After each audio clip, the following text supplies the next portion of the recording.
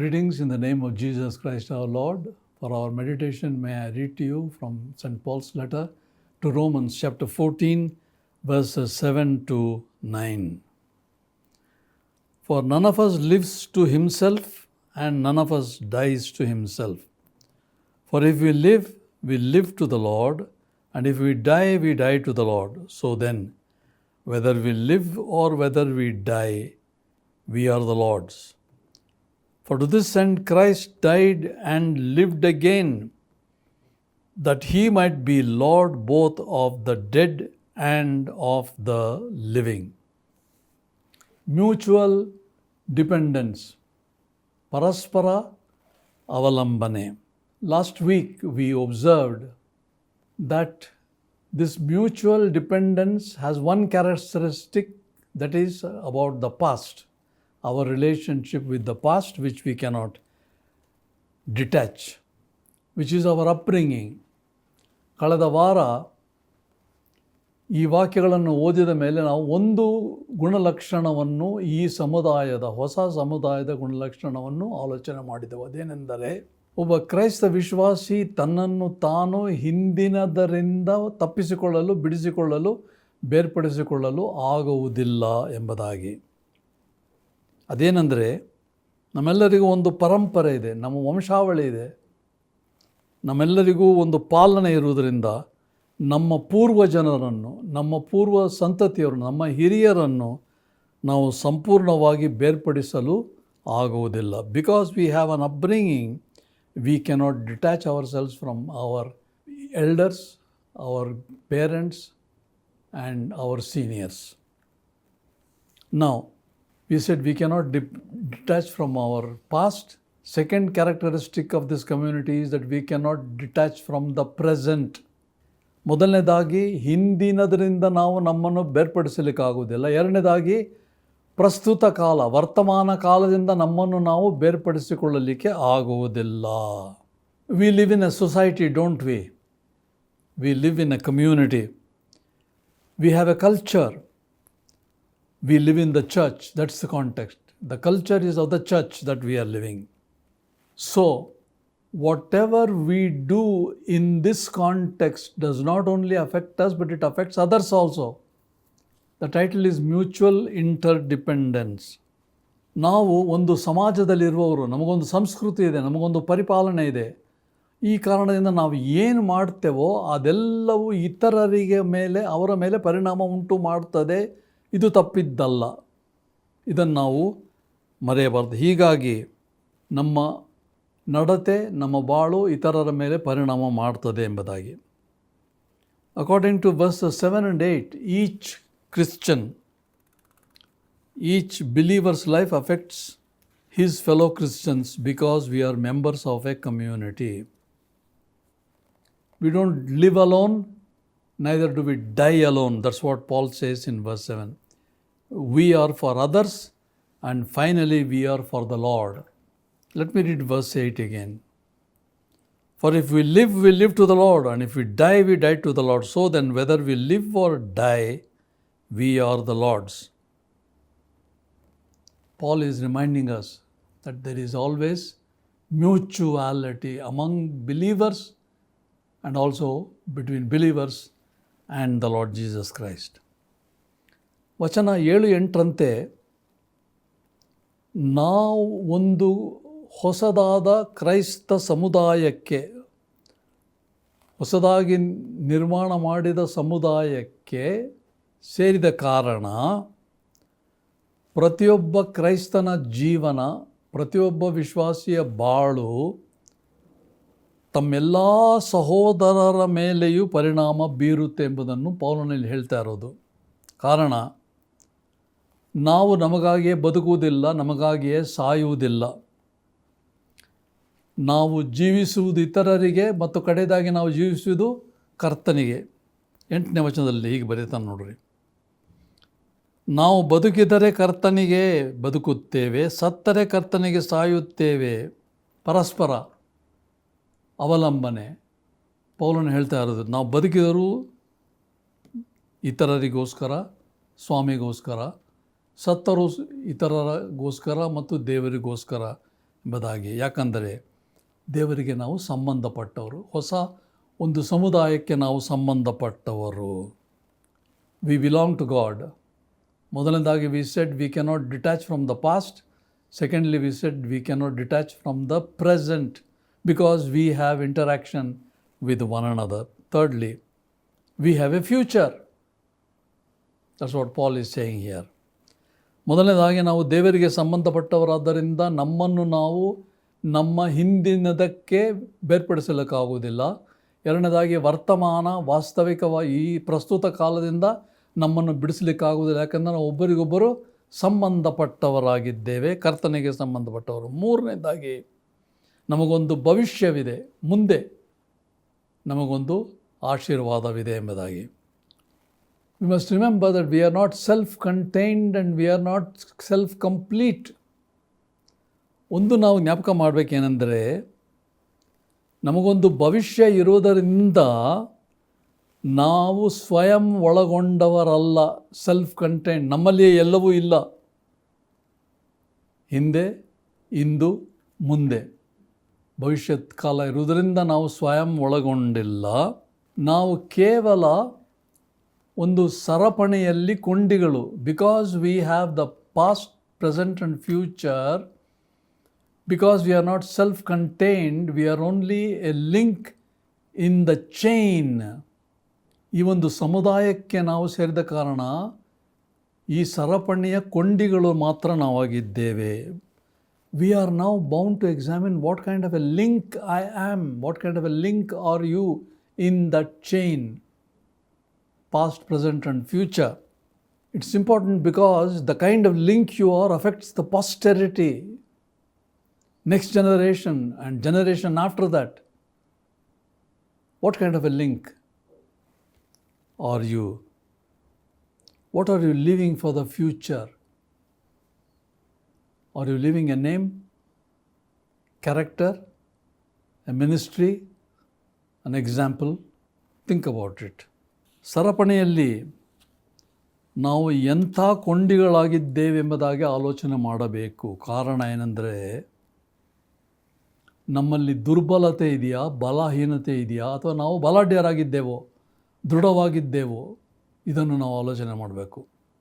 ಯಾಕಂದರೆ ನಾವು ಏನಾಗಿರುವೆವೋ, ಏನೇನು ಮಾಡ್ತೇವೋ ಅದು ಮುಂದಿನ ಪೀಳಿಗೆಗೆ ಅದರ ಮೇಲೆ ಸಿಕ್ಕಾಪಟ್ಟೆ ಪರಿಣಾಮ ಮಾಡ್ತದೆ. ನಾವು ನಮಗೋಸ್ಕರ ಜೀವಿಸ್ತಾ ಇಲ್ಲ, ಇತರರಿಗೋಸ್ಕರ ಜೀವಿಸ್ತಾ ಇದ್ದೇವೆ. ನಮಗೋಸ್ಕರ ಬದುಕ್ತಾ ಇಲ್ಲ, ನಮಗೋಸ್ಕರ ನಾವು ಸಾಯುವುದಿಲ್ಲ, ಇತರರಿಗೋಸ್ಕರ ಮತ್ತು ದೇವರಿಗೆ ಎಂಬುದಾಗಿ ಪೌಲನು 8ನೇ ವಚನದಲ್ಲಿ ಹೇಳಿದಾನಲ್ಲ. ಮುಂದಿನ ಪೀಳಿಗೆಗೆ ನಾವು ಏನು ಬಿಡ್ತಾ ಇದ್ದೇವೆ, ಏನು ಕೊಡ್ತಾ ಇದ್ದೇವೆ, ಮುಂದಕ್ಕೆ ಅಂದರೆ ಭವಿಷ್ಯಕ್ಕೆ ನಾವು ಏನು ಕೊಟ್ಟಿದ್ದೇವೆ? ಒಂದು ಹೆಸರ, ಒಂದು ಸೇವೆಯ, ಒಂದು ಉದಾಹರಣೆಯ, ಒಂದು ಗುಣಲಕ್ಷಣವ, ಒಂದು ಮಾದರಿಯ, ಏನಾಗಿದೆ ನಮ್ಮ ಜೀವನ? ಎಂಥ ಒಂದು ಸರಪಣಿಯಲ್ಲಿ ನಾವು ಕೊಂಡಿಯಾಗಿದ್ದೇವೆ? ಬಹಳ ಮುಖ್ಯ ಆಲೋಚನೆ ಮಾಡಿ. How does Paul conclude this? Number one, as Christians we cannot detach from ourselves from Jesus Christ. Why? Nobody can escape the risen Christ. Read verse 9. For to this end Christ died and lived again, that he might be the Lord both of the dead and the living. Jesus Christ is the living Savior. Because he died and he rose again. Because of his resurrection, he is the living God. He is alive today. So, what Paul is saying here is we can't detach ourselves from the risen Christ. He is alive. He is with you today.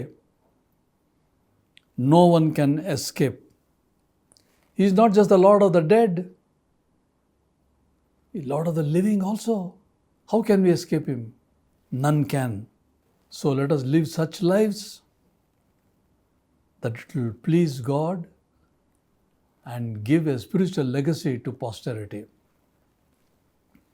ಪೌಲನು ಹೇಳ್ತಾ ಇದ್ದಾನೆ ಮುಕ್ತಾಯದಲ್ಲಿ, ನಾವು ಕ್ರೈಸ್ತರಾದ ಕಾರಣ, ವಿಶ್ವಾಸಿಗಳಾದ ಕಾರಣ ನಾವು ಹಿಂದಿನದಿಂದ ಬೇರ್ಪಡಿಸಿಕೊಳ್ಳಲಿಕ್ಕಾಗದು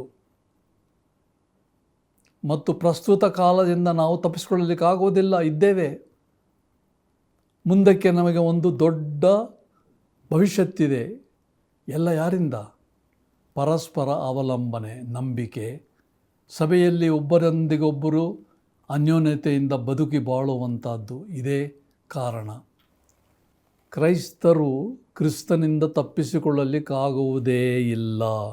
ಕಾರಣ 9 ನಾವು ಓದ್ತೇನೆ. ಬದುಕಿದರೂ ಸತ್ತರೂ ನಾವು ಕ್ರಿಸ್ತನವರು, ಯಾಕಂದರೆ ಸತ್ತವರಿಗೂ ಜೀವಿಸುವವರಿಗೂ ಒಡೆಯನಾಗಿರಬೇಕೆಂತಲೇ ಕ್ರಿಸ್ತನು ಸತ್ತು ಜೀವಿತನಾದನು. ಬದುಕಿರೋರಿಗೆ ಒಡೆಯನು ಯೇಸು ಕ್ರಿಸ್ತನು. ಯಾಕೆ? ಪುನರುತ್ಥಿತನಾದ ರಕ್ಷಕ, ಆತನೊಬ್ಬನೇ ಜೀವಿಸುವ ದೇವರು. ನಾವು ಯಾರ ಮುಂದೆ ಜೀವಿಸ್ತಾ ಇದ್ದೇವೆ? ವಿಶ್ವಾಸಿಗಳ ಮುಂದೆ, ಸಭೆಯ ಮುಂದೆ, ಯೇಸು ಕ್ರಿಸ್ತನ ಮುಂದೆ. ತಪ್ಪಿಸ್ಕೊಳ್ಳಿಕ್ಕಾಗೋದಿಲ್ಲ. ಇದನ್ನು ನಾವು ಕಟ್ಕೋಬೇಕು. ನಮ್ಮ ಜೀವನ ಬದುಕು ಬಾಳು ಹೇಗಿರಬೇಕು? ಆತನು ಮೆಚ್ಚುವ, ಆತನನ್ನು ಸಂತೋಷಪಡುವ ಬೆಳಕು ಬಾಳು ಜೀವನ ನಮ್ಮದಾಗಿರಲಿ ಎಂಬ ಪ್ರಾರ್ಥನೆ. How should your life B as A believer? In the presence of Jesus Christ and in the presence of these believers. That is the mutual dependence that Paul is talking about. May it be that it will be pleasing to the Lord Jesus and to the church. ನಮ್ಮ ಜೀವನ, ನಮ್ಮ ಬಾಳು ಜೀವಂತನಾದ ಯೇಸು ಕ್ರಿಸ್ತನಿಗೆ ಅದು ಪ್ರಿಯವಾಗಿರುವಂತೆಯೂ ಸಭೆಯಲ್ಲಿ ಅದು ಪ್ರಯೋಜನಕರವಾಗಿರುವಂತೆ ಆಗಲಿ ಎಂಬ ಪ್ರಾರ್ಥನೆಯಿಂದ ಮುಗಿಸೋಣ.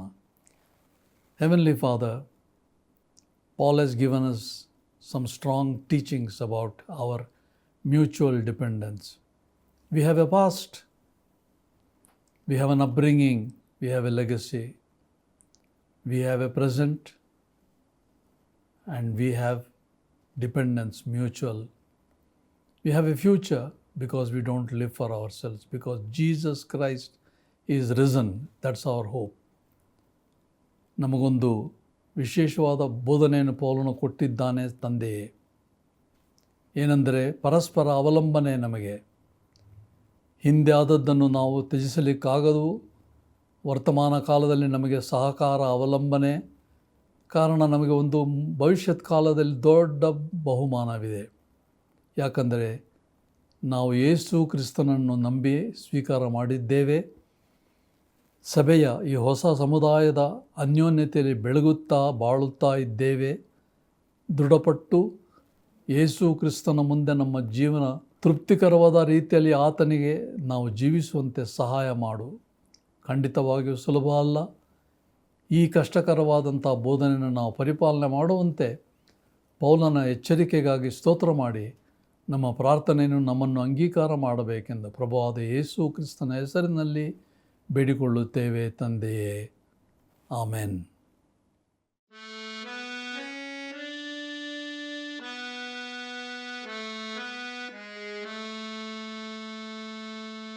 Blessed assurance, Jesus is mine. Oh, what a foretaste of glory divine, heir of salvation, purchase of God, born of His Spirit,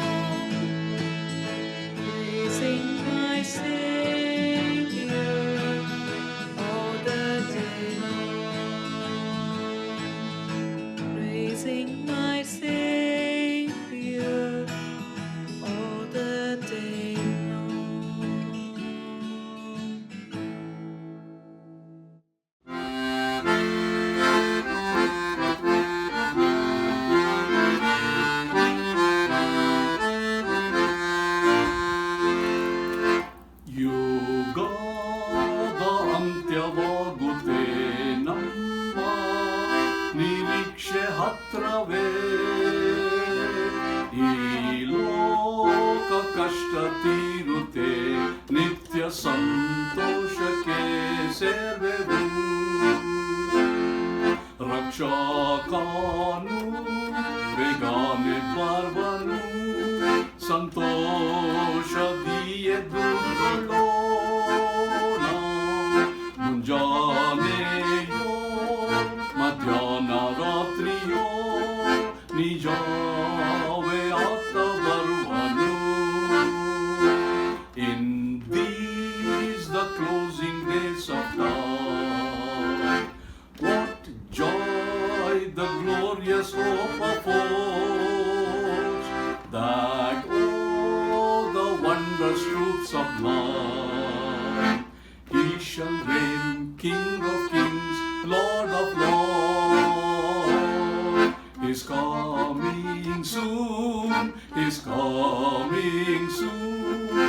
With joy we welcome His returning. It may be morn, it may be night or noon, we know He's coming soon.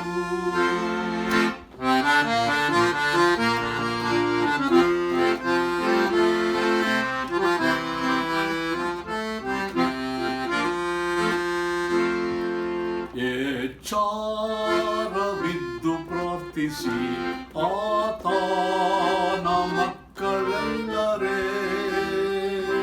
ಕಳ್ಳನಂತೆಯೇ ಬರುವನು, ಆಳು ನೀ ಜಾಗರವಿದ್ದೀಯೋ.